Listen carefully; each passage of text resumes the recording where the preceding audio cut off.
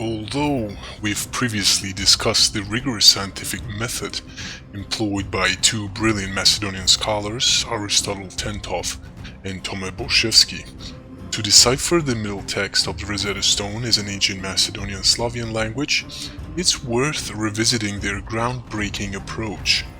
Many are still questioning the validity of their results, so let's take a moment to summarize it once more.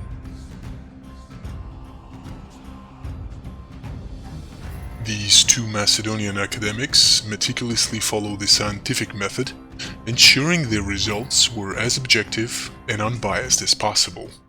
Their first step was to critically examine the irregularities and flaws in the conventional interpretation of the middle text as ancient Egyptian. It was through this careful scrutiny that they developed a bold hypothesis. What if the middle text wasn't Egyptian at all, but entirely different language? With this hypothesis in mind, they set to work on deciphering the script. However, their approach was anything but rushed. They began by categorizing the symbols with precision, organizing them into a coherent system. Once this was done, they moved on to the task of wiring the symbols for sounds, operating under the assumption that the script was syllabic. They first matched symbols that resembled modern letters such as J, O, U, I, and others to their corresponding sounds.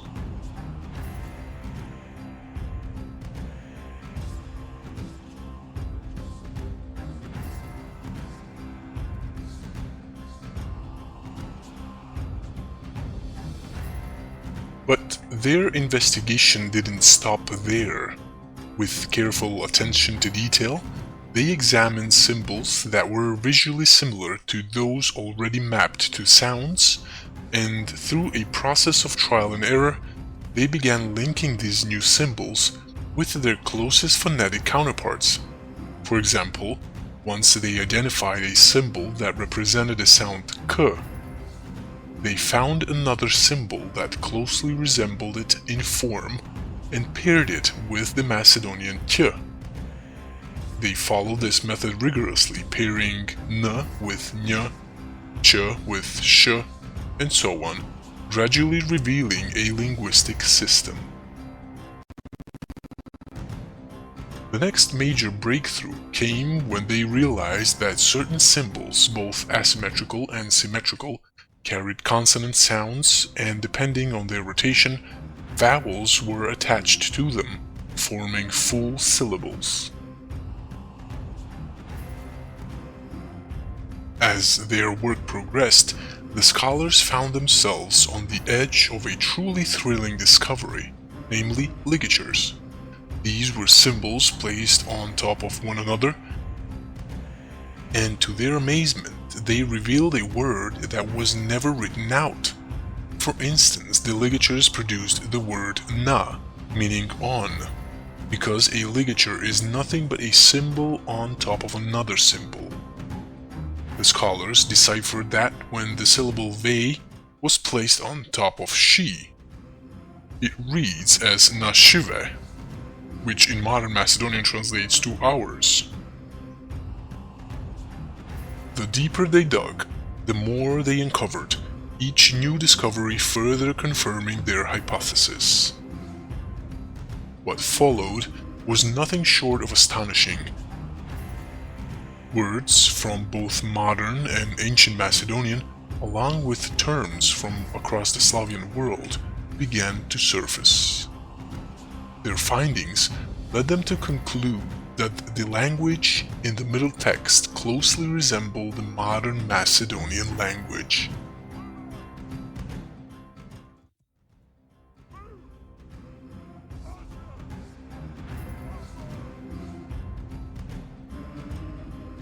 In their readings, they unearthed long-forgotten Macedonian words, such as ve meaning creation or creator, ze for sunlight, ze for light, ho for field, or city, and others.